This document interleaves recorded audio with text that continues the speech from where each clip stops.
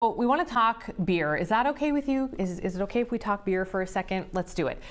If you are a fan of beer, you have friends who are fans of beer. Let's just bring them right on. Let's just do it. All right. There's a good chance that you've been to, a lot of these breweries, but we've seen breweries kind of almost fade away. I'm going to go through a list here of ones that Ryan put down. Dangerous Man, Chanhassen Brewery, Wild Mine Ales, Burning Brothers, just to name a few. These have just closed within the last year. But we really wanted to reach out to someone who has had some success and find out what's been going on. So this, my friends, is Jason Schoneman, owner and founder of Steel Toe Brewery in St. Louis Park.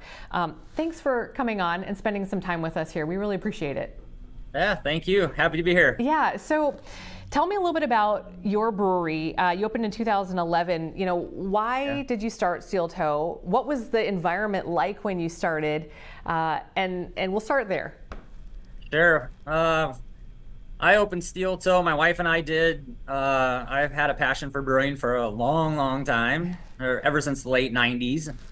And thought, well, I someday would like to own my own business. And then had this passion for beer and the craft of making beer as much as beer itself. So it seemed like a really good fit. And really, my wife just got tired of listening to homebrew and everything about homebrew. So she said, if you're going to do it, go for it. And that's how we ended up here. So that was 2011, and I'm sure you were planning, even long before that. But was that kind of the time when we started to see more and more of these breweries, or was that kind of closer to, I don't know, what was the time frame there? That was right in the beginning, really, of kind of the craft brewing boom in Minnesota. So when we first started, I think there may have been 10 or 15 breweries probably in the state at that time. Okay. So we were kind of on the leading edge. Tap rooms weren't allowed yet, so it was a completely different business model. Our business plan was as a wholesale only business. So the tap room bill, when that passed, opened the floodgates for breweries in Minnesota. It made it more viable, for sure. Well, so here we are, 2025, and in the middle of all of this, we had a pandemic as well. What have been sort of the keys, if you can kind of narrow it down, to your success and your longevity in this extremely competitive, expensive space? Sure. I think for when we first started planning it, all of our costs were overestimated. So we planned on things costing more than they did.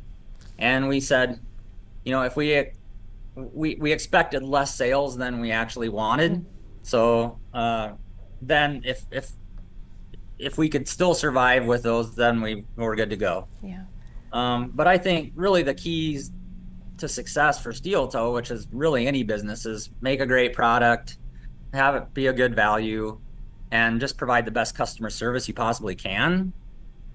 As far as breweries go, I think our beer is top notch, and we hear that from the customers all the time. So a lot of experience before opening a brewery. I worked at a couple different breweries, one in Oregon, one in Montana. And so I understood what I was getting into from a business standpoint, and then also an education in brewing. So all that foundation really helps, obviously, for sure. So, and I mean, there's never, I guess, one reason things don't work out for others, but, pandemic, and then it just felt like for a while, and even now we're seeing more and more closing, that there was kind of almost a saturation, an oversaturation in this market. Did you feel that as well? Well, I think, breweries, even small towns can support breweries for sure. I think, the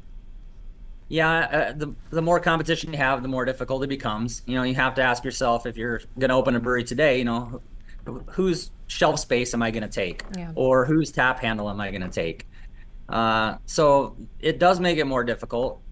But I think, if, again, those three things, beer quality, value, and customer service, if you have all those, the chances of success are much, much greater. Since 2000, COVID definitely, Go ahead. COVID definitely posed some interesting challenges with supplies, but our customers kept us going through that time. The loyalty of our customers and coming here to buy beer and just keeping the doors open. Working with the city to kind of change the layout of our tap room so we could do the proper spacing and expand our outdoor patio. So Well, and speaking of that, it sounds, I mean, are you right on that Southwest Light Rail line? yeah, So, I mean, we just did a story yesterday. We had the director on yesterday from Metro Transit saying that thing's going to be open here in the next year or two. Those trains are going to be rolling right to you. You guys have to be thrilled about that. yeah, we certainly hope it opens sooner rather than later.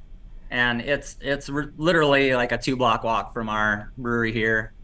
And what we've seen because of that is some development right around the brewery here as well. So in the last few years, we've had 2 new apartment buildings open, like literally in our one in our parking lot, one across the street. And so we get some traffic from those for sure. It's changed the feel of this neighborhood. It was pretty industrial park up until a few years ago, and now it feels more like a residential neighborhood in some ways. So yeah, definitely that also changes the feeling, the vibe down here. Absolutely. And also along with that, last thing I wanted to ask you about was just kind of culturally, I feel like, and maybe this is just anecdotally, but it feels like maybe even fewer people are drinking, or they're drinking less alcohol. Sure. Have you felt the sort of impact of that over the last year or 2 or 3? Yeah, we've seen that for sure. And the THC beverages, I think, are another option for people. So we're beer focused entirely. As a brewery, we're solely focused on beer. And I think there is generational differences for sure in how people drink. But we see a lot of the full range of demographic here. A lot of 21 to 30-year-olds, and everything beyond that. I'm a Gen Xer, so a lot of people my age. And so it keeps it interesting always. Well, congratulations, on your success. We always appreciate being able to profile, local businesses that are doing well, and we're glad that you are. We get nothing from having you on, but I have to say that. But our executive producer Ryan has a really special story about Steel Toe. Ryan, did you want to share your story with Jason? I did. I kind of gave him a little bit of a heads up. So I'm St. Louis Park resident. My wife and I had our first date at Steel Toe. And Jason, before the show, was saying he has seen a lot of people standing kind of in that front window waiting for, and my wife and I, we met on through Bumble. Not afraid to admit that. And Steel Toe was the meeting spot of choice. Nice. We were both kind of in the area, so our first date was there. We each had a beer. I asked if she wanted another one. She said no, because she had to go out of town to meet up with her family the next day. I kind of thought it was going to be the end, but it wasn't.